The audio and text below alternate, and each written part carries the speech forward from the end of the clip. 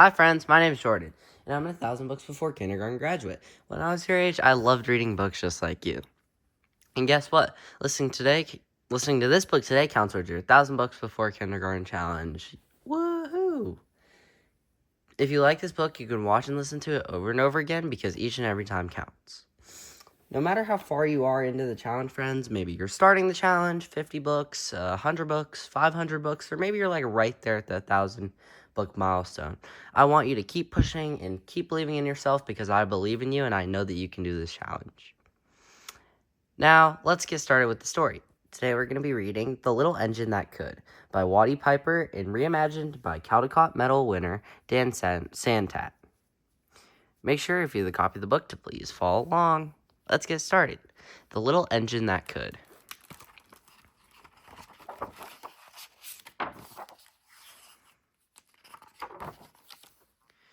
Chug, chug, chug, puff, puff, puff. Ding dong, the little train rumbled over the tracks.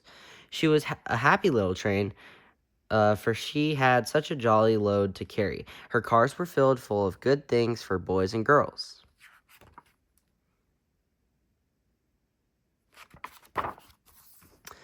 There were toy animals, giraffes with long necks, teddy bears with almost no necks at all, and even a baby elephant. Then there were dolls with blue eyes and yellow curls, dolls with brown eyes and brown bobbed heads, and the funniest little toy clown you ever saw.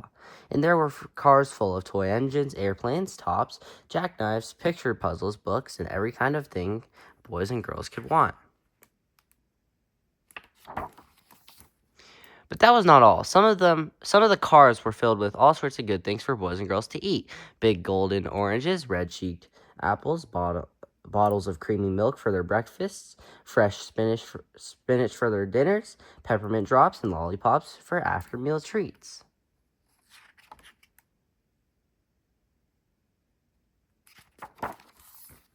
The little train was carrying all of these wonderful things to the good little boys and girls on the other side of the mountain. She puffed along merrily, then all of a sudden she stopped with a jerk. She simply could not go another inch. She tried and she tried, but her wheels would not turn.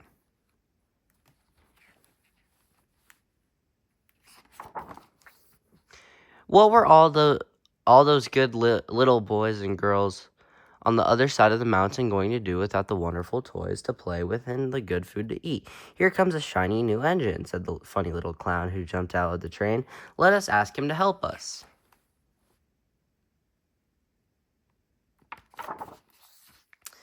So all the dolls and toys cried out together, "Please, shiny new engine, won't you please pull our train over the mountain?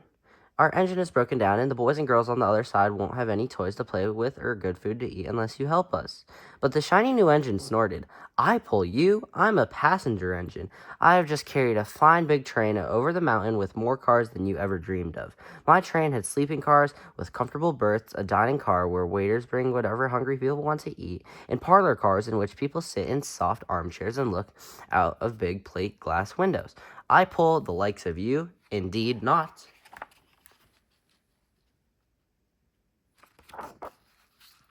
And off he steamed to the roundhouse where engines live when they are not busy. How sad the little train and all the dolls and toys felt. Then the little clown called out, "The passenger engine is not the only one in the world. Here's another engine coming, a great big strong one. Let us ask him to help us."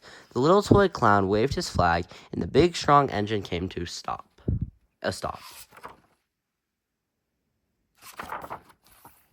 "Please, oh please, big engine," cried all the dolls and toys together. "Won't you please pull our train over the mountain? Our engine is broken down, and the good little boys and girls on the other side won't have any toys to play with or good food to eat unless you help us." But the big strong engine bellowed, "I am a freight engine. I have just pulled a big train loaded with big machines over the mountain. These machines print books and newspapers for grown-ups to read. I'm a very important engine indeed. I won't pull the likes of you." And the freight engine puffed off indignantly to the roundhouse.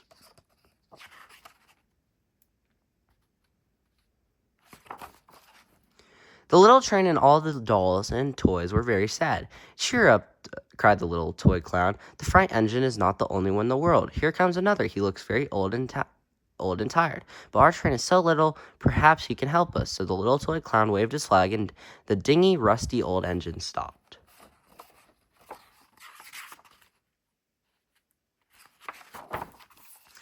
Please, kind engine, cried all the dolls and toys together. Won't you please pull our train over the mountain? Our engine is broken down, and the boys and girls on the other side won't have any toys to play with or good food to eat unless you help us. But the rusty old engine sighed, I am so tired, I must rest my weary wheels. I cannot pull even so little a train as yours over the mountain. I cannot, I cannot, I cannot. And off he rumbled to the roundhouse, chugging, I cannot, I cannot, I cannot.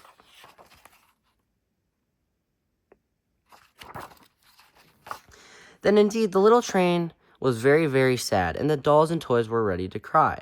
But the little clown called out, Here's another engine coming, a little blue engine, a very little one. Maybe she will help us. The very little engine came chugging merrily along. When she saw the toy clown's flag, she stopped quickly.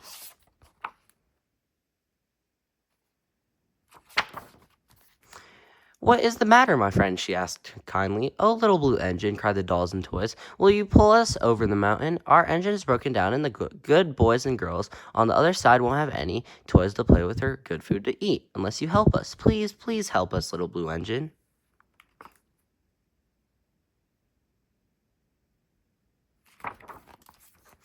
I'm not very big, said the little blue engine.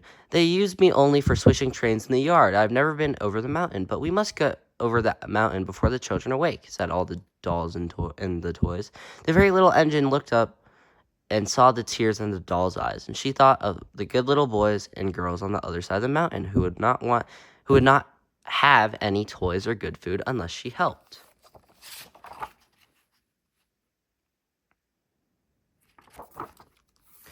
Then she said, I think I can, I think I can, I think I can, and she hitched herself to the little train.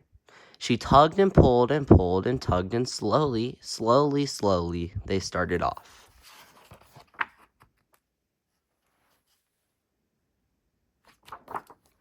The toy clown jumped aboard, and all the dolls and the toy animals began to smile and cheer. Puff, puff, chug, chug went the little blue engine. I think I can, I think I can, I think I can, I think I can, I think I can, I think I can, I think I can, I think I can, I think I can.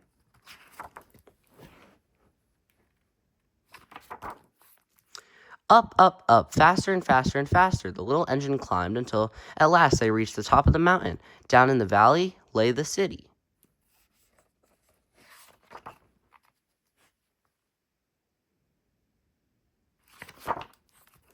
Hooray, hooray, cried the funny little clown and all the dolls and toys. The good little boys and girls in the city will be happy because you helped us, kind little blue engine.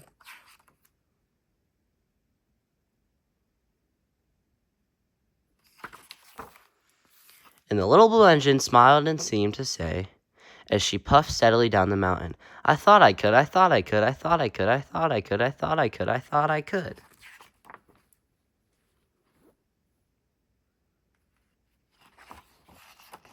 The end. Thank you guys so much for listening to The Little Engine That Could. And please make sure to leave a comment down below to let us know how you like the book and if there's any future books you would like us to read. Thank you, friends, so much for listening, and keep completing that 1,000 books before kindergarten challenge. I believe in you. Bye.